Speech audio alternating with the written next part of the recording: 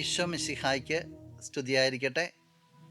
പ്രിയ സുഹൃത്തെ, നല്ലൊരു പ്രഭാതം നിനക്കിന്നുണ്ടാകട്ടെ.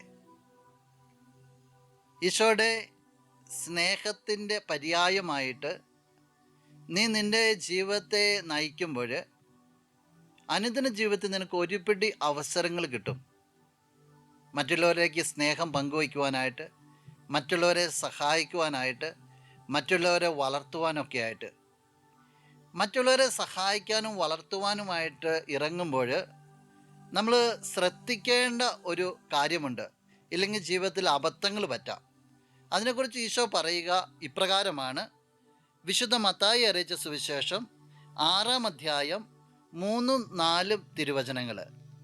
നീ ധർമ്മദാനം ചെയ്യുമ്പോൾ അത് രഹസ്യമായിരിക്കേണ്ടതിന് നിൻ്റെ വലത് കൈ ചെയ്യുന്നത് ഇടത് കൈ അറിയാതിരിക്കട്ടെ.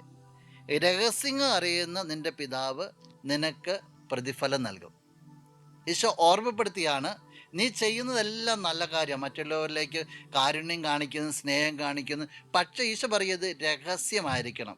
ഒരിക്കലും നിന്നിലേക്ക് ക്രെഡിറ്റ് വരാവുന്ന രീതിയിൽ, മറ്റുള്ളവരെ പ്രശംസ ആഗ്രഹിക്കുന്ന രീതിയിലായിരിക്കരുത് നീ പ്രവർത്തിക്കുക. പ്രതിഫലേച്ഛ കൂടാതെ, പ്രശംസ ഒട്ടും പ്രതീക്ഷിക്കാതെ നിന്നിൽ നിന്ന് നന്മ ഒഴുക്കുക എന്നുള്ളതാണ്.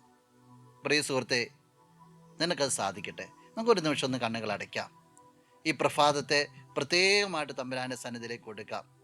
നല്ലവനായ കർത്താവേ, എന്നെ കേൾക്കുന്ന ഈ വ്യക്തിയെ പ്രത്യേകമായിട്ട് സമർപ്പിക്കുകയാണ്. ഈ ദിവസത്തെ അനുഗ്രഹിക്കണമേ എന്ന് പ്രാർത്ഥിക്കുകയാണ്. ഈ ദിവസത്തിൽ ഈ വ്യക്തി ഏർപ്പെടുന്ന എല്ലാ കാര്യങ്ങളും നിൻ്റെ നാമത്തിൽ അനുഗ്രഹിക്കപ്പെടട്ടെ. ജീവിതത്തിൽ വ്യത്യസ്തങ്ങളായ വ്യക്തികളുമായിട്ട് ഇടപഴകുമ്പോൾ, പ്രത്യേകിച്ച് മറ്റുള്ളവരെ വളർത്തുവാനും ഉയർത്തുവാനും ഒക്കെ ആയിട്ട് ശ്രമിക്കുമ്പോൾ, ഒരിക്കലും സ്വന്തം പ്രശംസ അന്വേഷിക്കാതെ, അഹങ്കരിക്കാതെ, എല്ലാം നീ തന്നത് മാത്രമേ ഉള്ളൂ എന്ന രീതിയിൽ വ്യാപരിക്കുവാനായിട്ട് ഈ വ്യക്തിയെ സഹായിക്കണമേ എന്ന് പ്രത്യേകമായിട്ട് പ്രാർത്ഥിക്കുകയാണ്.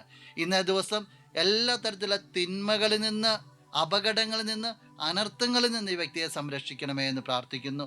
നിൻ്റെ സജീവ സാന്നിധ്യം ഈ ദിവസം ഈ വ്യക്തിയോട് കൂടെ ഉണ്ടായിരിക്കട്ടെ, ഇപ്പോഴും എപ്പോഴും എന്നേക്കും.